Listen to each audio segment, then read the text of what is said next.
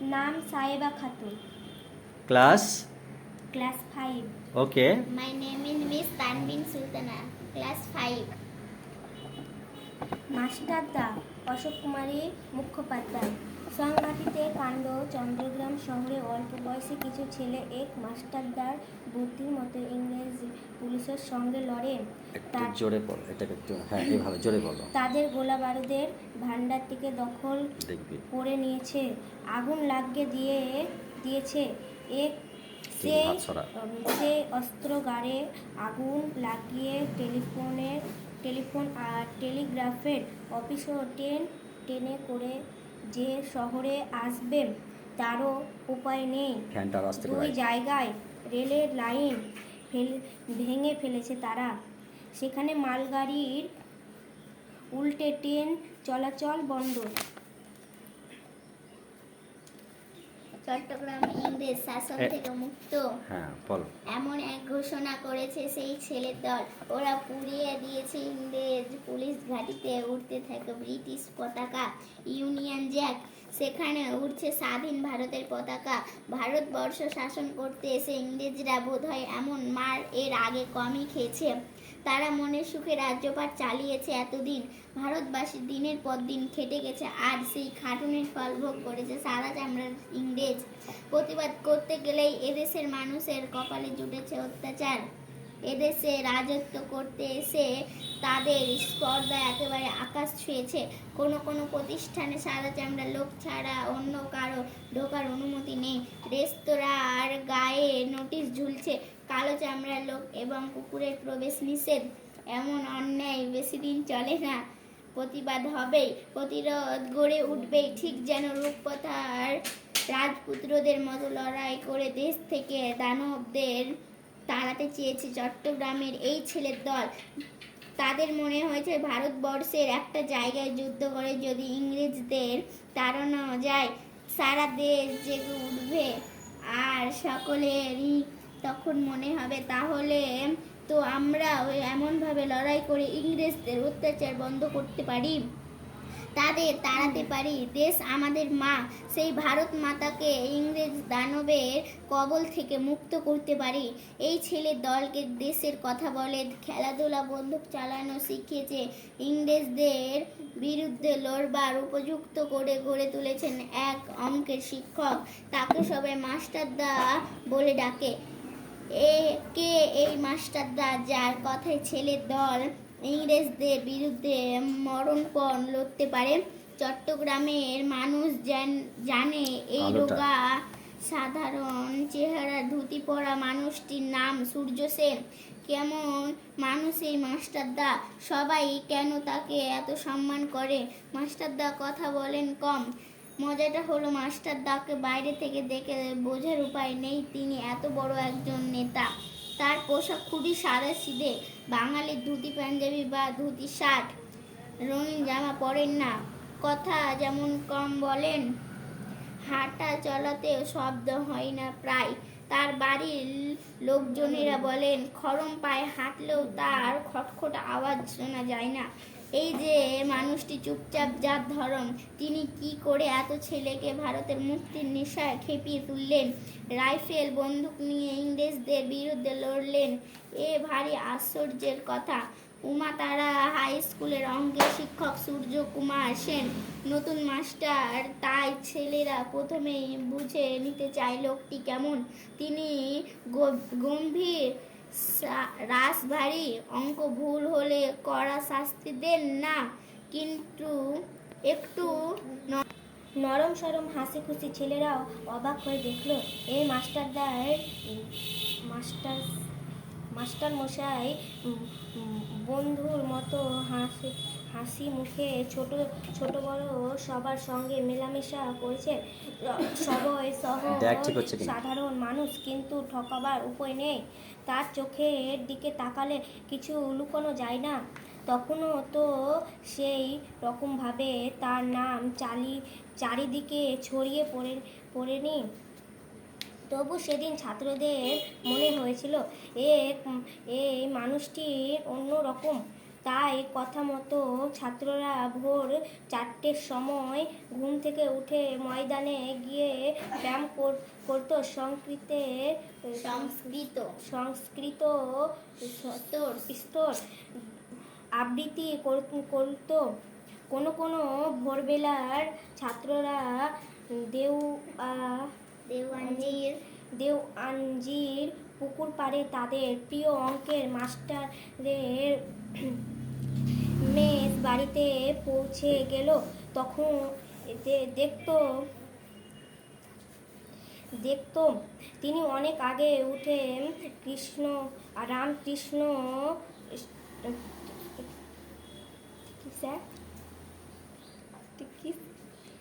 দেখে দেখ না, আমি তো ওখানে দেখতে পাচ্ছি না। এটা স্ত্রোত গান করেছে। রাধাকৃষ্ণ বিবেকানন্দে ছিলেন আর তার আদর্শ পুরুষ ছেলেদেরও তিনি এই দুই মনীষীর ভক্তির তার নেতাজি কোনটা তেজ বিশিষ্টার আদেশে গড়তে চলেছিলেন। তার প্রিয় কবি রবীন্দ্রনাথ ঠাকুর এত প্রিয় তিনি বলতেন কবি সম্রাট রবীন্দ্রনাথ। শুধু বলা নেই, রবীন্দ্রনাথের বহু কবিতা ছিল আর তার মুখস্থ। পরে জালালাবাদের পাহাড়ে লড়িয়ে আগেও রবীন্দ্রনাথের গান কবিতা শুনছেন তিনি। জলের মধ্যে রবীন্দ্রনাথের কবিতা পড়েছে। চিঠিতে রবীন্দ্রনাথের কবিতার লাইন উদ্ধৃত করেছেন। সাথীদের তার কবিতা পড়তে অনুরোধ করে বলছেন, রবীন্দ্রনাথ আমাদের ভারতবর্ষের এক মস্ত বড় সম্পদ। তবে উমা তারা স্কুলের ছাত্ররা সেদিন অঙ্কের শিক্ষক সূর্য কুমার সেনকে একটু জন্য নজরে দেখলেও বুঝতে পারেনি এই লোকটি একদিন শক্তিশালী ইংরেজদের বিরুদ্ধে লড়বেন। তিনি দিনের জন্য হয়েও চট্টগ্রামের বিদেশে শাসন মুক্ত করবেন। তোমাকে আমি কথা বলে রাখি যে এই যে তুমি মানে ফ্লুয়েন্টলি পড়ছো, তো এই পড়া মানে শুদ্ধভাবে পড়তে গেলে তোমাকে বাড়িতে কয়েকবার আরও পড়তে হবে। তোমার যে মেয়েটা যে পড়লো সে কিন্তু খুব ভালো পড়েছে, কিন্তু পড়তে গেলে এইভাবে ফ্লুয়েন্টলি পড়তে গেলে বা থ্রোলি ইন্টারিং পড়তে গেলে আরও ভালো করে বাড়িতে পড়তে হবে। বাংলা আরও কে আছে? বনভোজনের ব্যাপার নাম নাফিসা কেটে দেন। নাম নাফিসা খাতুন, ক্লাস 8। বনভোজনের ব্যাপার নারায়ণ গঙ্গোপাধ্যায়। হাবুল সেন বলে যাচ্ছিল পোলাও, ডিমের ডান্না, রুই মাছের কালিয়া, মাংসের কোরমা। উসুস শব্দে নোলার জল টানলো টেনিদা। বলে যা থামলি কেন? মুরগো মুসলম, বিরিয়ানি, পোলাও, মশলদা, দোসে, চাও চাও, স্বামী কাবাব। এবার আমাকে কিছু বলতে হয়, আমি জুড়ে দিলাম। আলু ভাজা, শুক্তো, বাটি চচ্চড়ি, কুমড়োর ছোকা। টেনিদা আর বলতে দিল না, গ্যাক গ্যাক করে চেঁচিয়ে উঠল, থাম।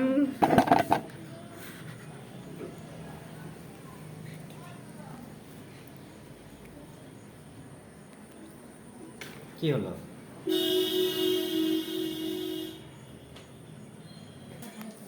রেডি? থাম পেলা, থাম বলছি। সুপ্ত বাড়ি চাচিয়ে দাঁত খিচিয়ে বললে, তার চেয়ে বন্যা, হিংচে সেদ্ধ গাঁদার আর ঝিঙি মাছের ঝোল। পেলা জোরে। ভুগি সার, বাসক পাতার রস, এর চাইতে বেশি বুদ্ধি আর কি হবে তোর? দিব্যি আয়সা মোগলাই খানার কথা হচ্ছিল, তার মধ্যে ধ্যাঁ করে নিয়ে এলো বাটি চচ্চড়ি আর বিউলির ডাল। ধ্যাত তোর ক্যাবলা বলল, পশ্চিমে কুদ্রুর তরকারি দিয়ে ঠেকুয়া খায়, বেশ লাগে। টেনিদা তিরিং করে লাফিয়ে উঠল। কাঁচা লঙ্কা আর ছোলার ছাতু আরও ভালো লাগে না? তবে তাই খাকোগা, যা তোদের মতো উল্লুকের সঙ্গে পিকনিকের আলোচনাও ঝকমারি। হাবুল সেন বললেন, চৈত্যা যাইতেছ কেন? গোপনে কয় পোলাপানো এই গাড়লগুলোকে জলপান করলে তবে রাগ যায়। তাও কি খাওয়া যাবে এগুলোকে? নিষিদ্ধের চেয়েও অখাদ্য এই রইল তোদের পিকনিক। আমি চললাম, তোরা ছোলার ছাতু আর কাঁচা লঙ্কার পিন্ডি গেল গে। আমি ওসবের মধ্যে নেই। সত্যি চলে যাই দেখছি। আর দলপতি চলে যাওয়া মানে আমরা একেবারে অনাথ। আমি টেনিদা সত্যি বলে যাই দেখি। আর দলপতি চেয়ে যাওয়া মানে আমরা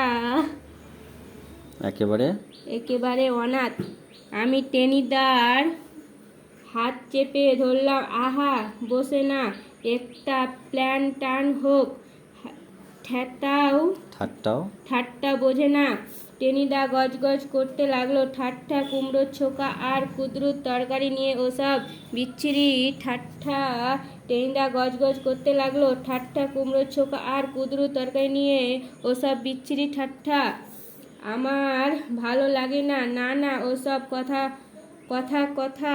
হাবুল সেন ঠেকাই ভাষায় বোঝাতে লাগলো। মোগলাই খানা না হইলে আর পিকনিক রইল কি? তবে ইষ্টি কর। টেনিদা নড়ে চড়ে বসলো। প্রথমে যে লিস্টিটা হলো তা একই রকম।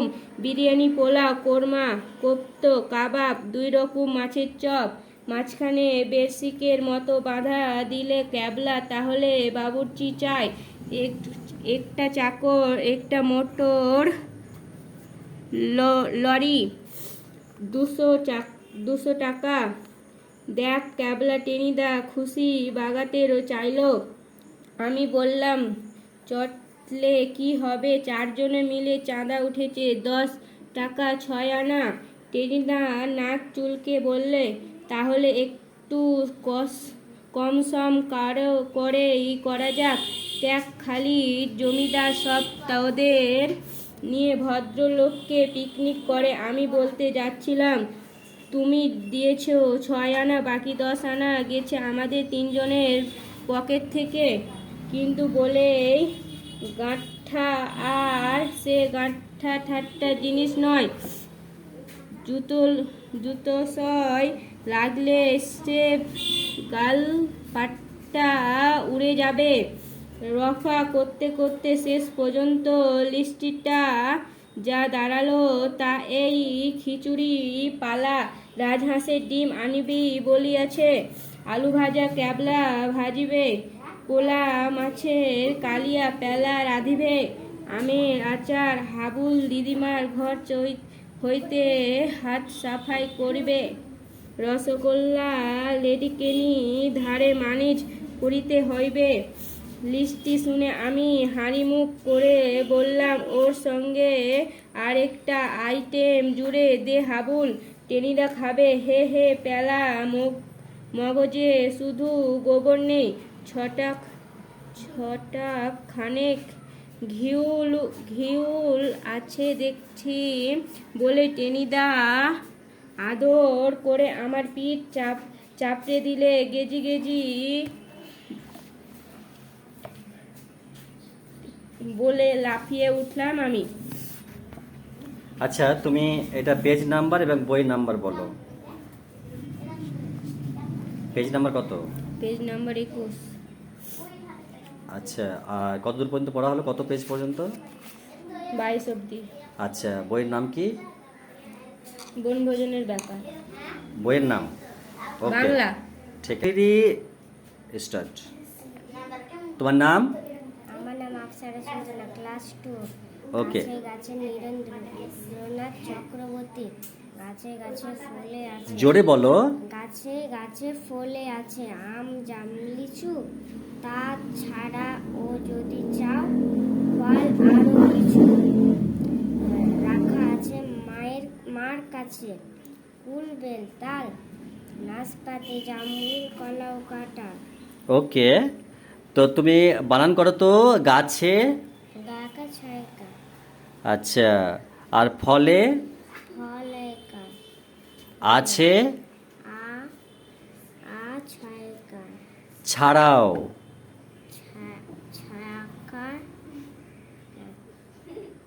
ছায়াকা ডাবের আকার ছাড়াও। আর যদি জয় দয়েছে অন্তু জ দয় হাস্যই। যদি আচ্ছা, আর চাও। যা করো ওকে, তুমি হাতে লেখা নিয়ে এসছো আজকে। ওকে, আমার নাম ফারান আগে হেডলাইন পড়ো, কি লেখা আছে? সপ্তম সপ্তম পাঠ প্রথম পাঠ জোরে কথা বলতে হবে তো। শিশকে বলল তার শরীর যদি সুস্থ থাকে সে যেন জোরে ওটা পড়ো। কেন, কি হয়েছে বলো?